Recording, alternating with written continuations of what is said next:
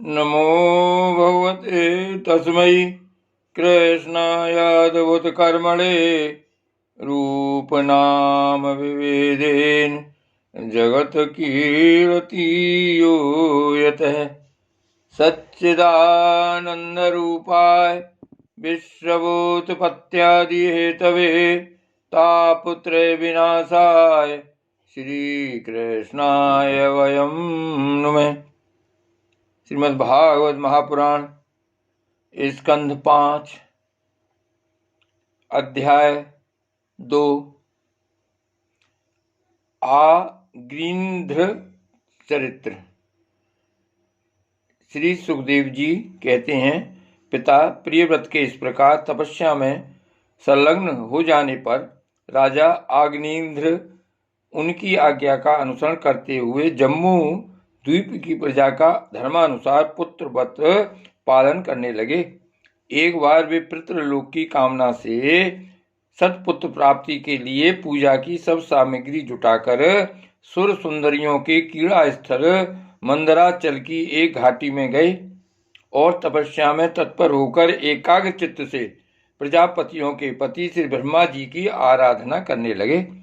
आदिदेव भगवान ब्रह्मा जी ने उनकी अभिलाषा जान ली, अतः अपनी सभा की गायिका पूर्वचित्ती नाम की अप्सरा को उनके पास भेज दिया। आग्रीन्द्र जी के आश्रम के पास एक अति रमणीय उपवन था। वह अप्सरा उसी में विचरने लगी। उस उपवन में तरह तरह के सघन तरवरों की शाखाओं पर स्वर्णलताएं फैली हुई थीं। उन पर बैठे हुए मयूरादि कई प्रकार के स्थलचारी पक्षियों के जोड़े सुमधुर बोली बोल रहे थे।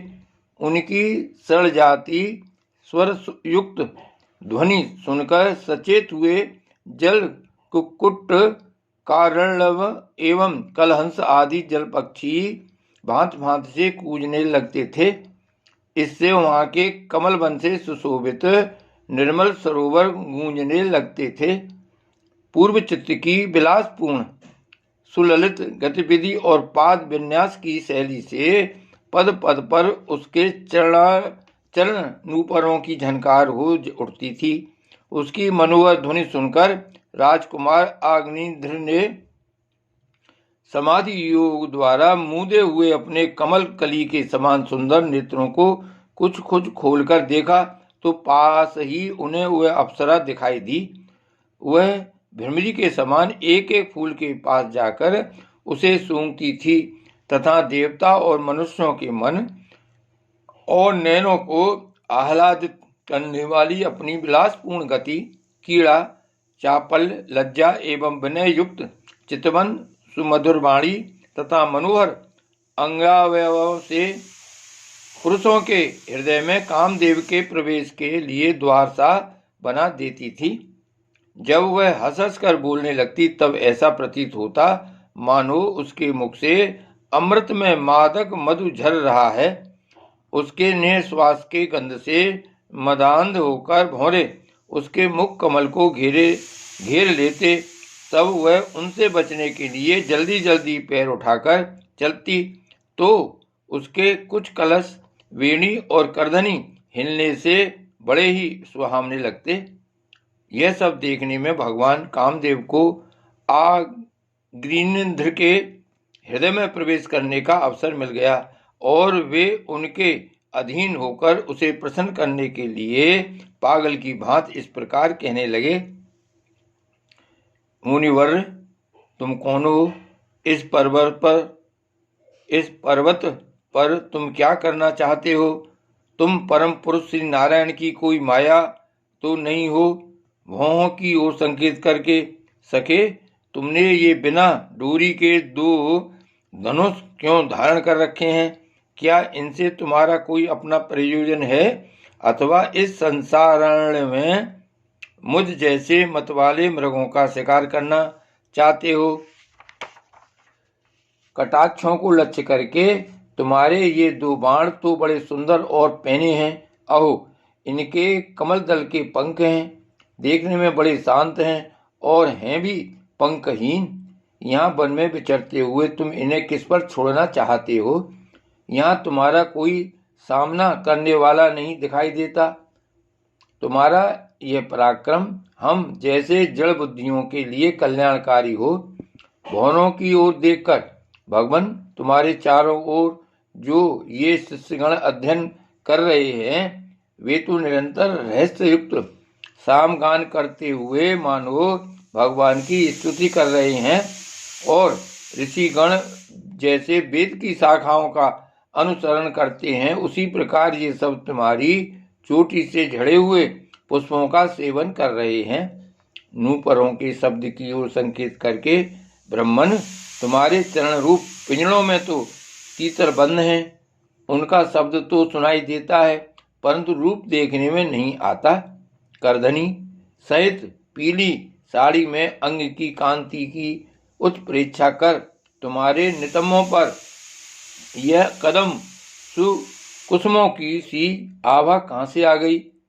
इनके ऊपर तो अंगारों का मंडल सा भी दिखाई देता है, किंतु तुम्हारा वलकल वस्त्र कहाँ है? कुमकुम मंडित कुचों की ओर लक्ष्य करके दुर्जय तुम्हारे इन दोनों सुंदर सींगों में क्या भरा हुआ है? अवश्य ही इनमें बड़े अमूल रत्न भरे हैं। इसी से तो तुम्हारा मध्य भाग इतना कृश होने पर भी तुम इनका बोझ ढो रहे हो। यहाँ जाकर तो मेरी दृष्टि भी मानो अटक गई है। यहाँ जाकर तो मेरी दृष्टि भी मानो अटक गई है। और सुभग इन सींगों पर तुमने यह लाल लाल लेप सा क्या लगा रखा है? इसकी गंध से तो मेरा सारा आश्रम महक उठा है। मित्रवर, मुझे तो तुम अपना देश दिखा दो, जहाँ के निवासी अपने बच्चे स्थल पर ऐसे अद्भुत अवयव धारण करते हैं, जिन्होंने हमारे जैसे प्राणियों के चित्तों को क्षुब्ध कर दिया है, तथा मुख में विचित्र हाव भाव, सरस भाषण और अधरामृत जैसी अनूठी वस्तुएं रखते हैं। विप्रवर, तुम्हारा भोजन क्या है, जिसके खाने से तुम्हारे मुख से हवन सामग्री की सी सुगंध फैल रही है? मालूम होता है तुम कोई विष्णु भगवान की कला ही हो। इसीलिए तुम्हारे कानों में कभी पलक न मारने वाले मकर के आकार के 2 कुंडल हैं। तुम्हारा मुख एक सुंदर सरोवर के समान है। उसमें तुम्हारे चंचल नेत्र वह से कांपती हुई 2 मछलियों के समान, दंत पक्षी हंसों के समान और घुंघराली अलकावली भवनों के समान शोभायमान है। तुम जब अपने कर कमलों से थपकी मारकर इस गेंद को उछालते हो, तब यह दिशा विदिशाओं में जाती हुई मेरे नेत्रों को तो चंचल कर ही देती है, साथ साथ मेरे मन में भी खलबली पैदा कर देती है। तुम्हारा वांका जटाजूट खुल गया है, तुम इसे संभालते नहीं। अरे, यह धूर्त वायु कैसा दुष्ट है, जो बार बार तुम्हारे नीवी वस्त्र को उड़ा देता है। तपोधन, तपस्वियों के तप को भ्रष्ट करने वाला यह अनूप रूप तुमने किस तप के प्रभाव से पाया है? मित्र, आओ कुछ दिन मेरे साथ रहकर तपस्या करो, अथवा कहीं विश्व विस्तार की इच्छा से ब्रह्मा जी ने ही तो मुझ पर कृपा नहीं की है। सचमुच तुम ब्रह्मा जी की ही प्यारी देन हो। अब मैं तुम्हें नहीं छोड़ सकता। तुम मेरे मन और नैन ऐसे उलझ गए हैं कि अन्यत्र जाना ही नहीं चाहते। सुंदर सिंहों वाली, तुम्हारा जहां मन हो मुझे भी वहीं ले चलो। मैं तो तुम्हारा अनुचर हूं, और तुम्हारी ये मंगलमयी सखियां भी हमारे ही साथ रहें।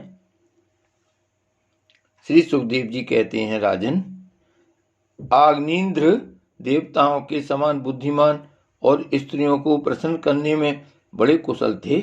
उन्होंने इसी प्रकार की रति चातुर्मयी मीठी मीठी बातों से उस अप्सरा को प्रसन्न कर लिया।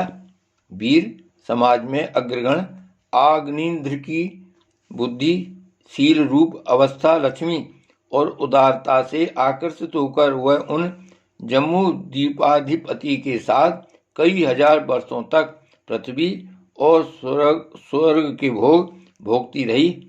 तदंतर नृपवर अग्निन्द्र ने उसके गर्भ से नाभि, किमपुरुष, हरिवर्ष, इलाव्रत, रम्यक, हिरण्यमय, कुरु, भद्राश्रव और केतुमाल नाम के 9 पुत्र उत्पन्न किए। इस प्रकार 9 वर्ष में प्रतिवर्ष एक के क्रम से 9 पुत्र उत्पन्न कर पूर्वचित्त उन्हें राजभवन में ही छोड़कर फिर ब्रह्मा जी की सेवा में उपस्थित हो गए।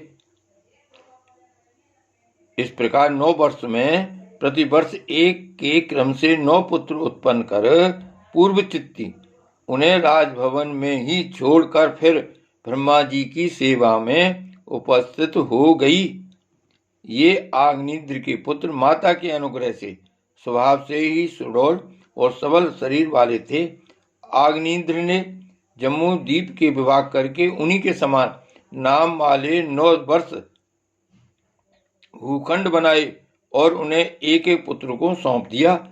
तब वे सब अपने अपने वर्ष का राज भोगने लगे। महाराज, अग्निन्द्र दिन दिन भोगों को भोगते रहने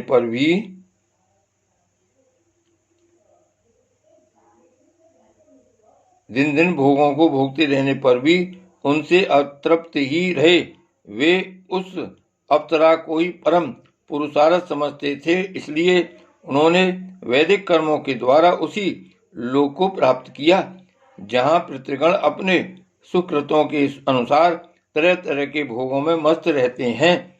पिता के परलोक सिधारने पर नाभि आदि 9 भाइयों ने मेरु की मेरु देवी, प्रतिरूपा, उग्रदन, स्त्री, लता, रम्या, श्यामा, नारी, भद्रा और देववीति नाम की 9 कन्याओं से विवाह किया।